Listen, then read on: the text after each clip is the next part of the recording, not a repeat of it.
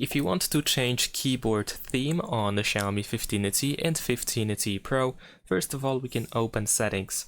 Scroll down in settings and choose additional settings.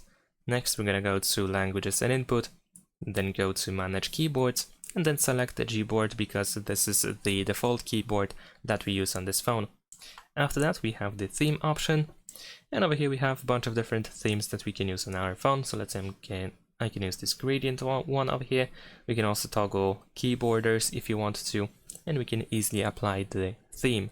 Besides that, we can press this plus button over here in order to use an image from our gallery as the background for the keyboard. We can move it around, zoom in and zoom out, and so on and so forth.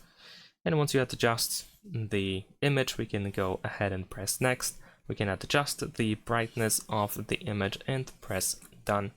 And of course, toggle key borders as well. So that's pretty much it. Thanks for watching, leave a like and subscribe.